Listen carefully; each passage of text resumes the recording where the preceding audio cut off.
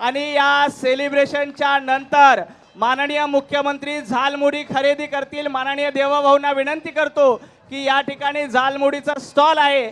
मागच्या वेळेला 5 राज्याच्या निवडणुकीमध्ये जिलेबी जशी गाजली त्यावेळेला यावेळेला झालमुडी गाजलेली आहे। माननीय मुख्यमंत्री देवेंद्रजी फडणवीस साहेब या ठिकाणी झालमुडीची खरेदी करतील आणि ही खरेदी झाल्यानंतर व्हिज्युअल झाल्यानंतर या कार्यक्रमाचा समारोप होईल। त्याआधी माननीय श्यामाप्रसादजी मुखर्जी यांच्या प्रतिमेला विनम्र अभिवादन या ठिकाणी मुख्यमंत्री देवेंद्रजी फडणवीस साहेब करतायत। भारतीय जनता पार्टीचे प्रदेशाध्यक्ष रवींद्रजी चव्हाणजी आणि भारतीय जनता पार्टीचे नेते मंत्री मुंबईच्या महापौर पदाधिकारी हे सगळेच माननीय मुख्यमंत्र्यांच्या सोबत आहेत।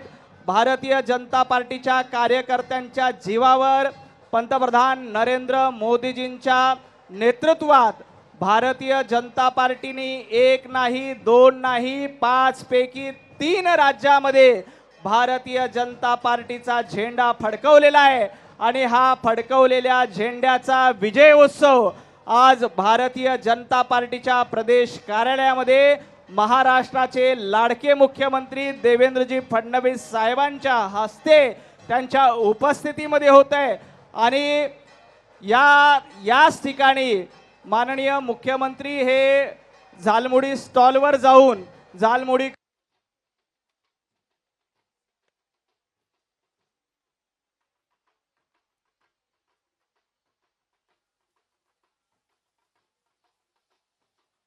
भाजपचे प्रदेशाध्यक्ष रवींद्र चव्हाण यांच्या उपस्थितीमध्ये मोठा जल्लोष करण्यात आला आणि भारताच्या 78% भूभागावरती आता भारतीय जनता पक्षाचं राज्य आहे असं देवेंद्र फडणवीस म्हणालेले आहेत।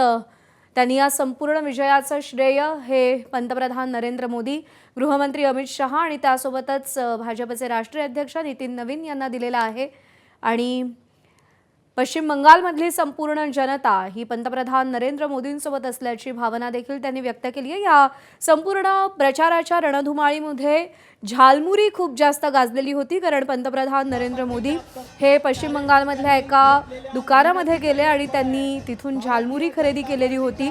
तो व्हिडिओ खूप जास्त व्हायरल झालेला होता आणि त्यानंतर झालमुरीला एक ग्लॅमर प्राप्त झालेलं होतं आणि त्याच झालमुरीचा एक स्टॉल इथे लावण्यात आलेला आहे आणि देवेंद्र फडणवीस ही झालमुरी घेऊन या सेलिब्रेशनची सुरुवात करणार आहेत।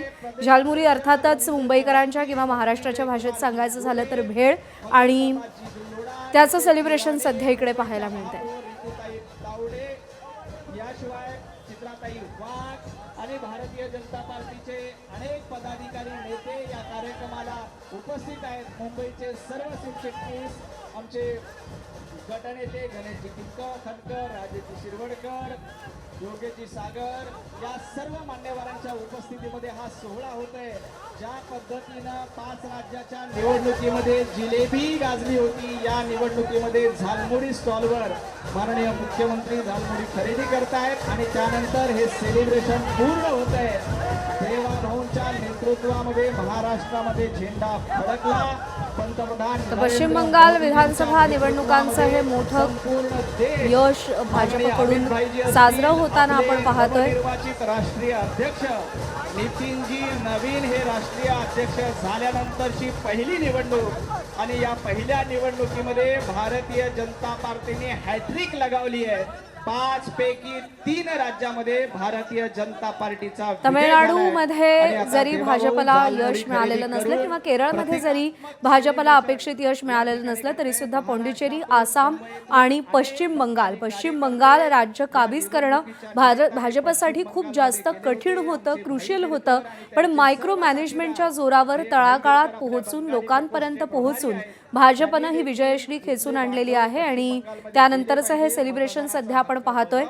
2016 मध्ये जेव्हा फक्त 3 जागा भाजपला मिळालेल्या होत्या, खातं उघडलेलं होतं भाजपनं पश्चिम बंगालमध्ये, त्यानंतर पुढच्या 10 वर्षात विविध पातळीवरती तयारी करून मायक्रो मॅनेजमेंटवरती जोर देत 2021 मध्ये 77 जागांवरती भाजपनं मुसंडी मारलेली होती आणि त्यानंतर पश्चिम बंगालसाठी भाजप किती ताकदीनं प्रयत्न करतंय हे सगळ्या सगळ्यांच्या लक्षात आलेलं होतं. ममता बॅनर्जींचा गड, तृणमूल काँग्रेसचा गड, तृणमूल काँग्रेसच्या आधी पश्चिम बंगाल हा डाव्यांचा गड होता, तो त्या गडाला सुरुंग लावला ममता बॅनर्जींनी आणि त्यानंतर तृणमूल काँग्रेसच्या या गडाला आता भाजपनं सुरुंग लावलेला आहे. 200च्या दिशेनं घोडदौड सुरू आहे आणि त्याचं हे सेलिब्रेशन आपण महाराष्ट्रामध्ये पाहतोय. देवेंद्र फडणवीस हे देखील पश्चिम बंगालमध्ये प्रचारासाठी गेलेले होते आणि त्याचं हे सेलिब्रेशन रसगुल्ले आणि झालमुरी खाऊन. एबीपी माझा, उघडा डोळे बघा नीट.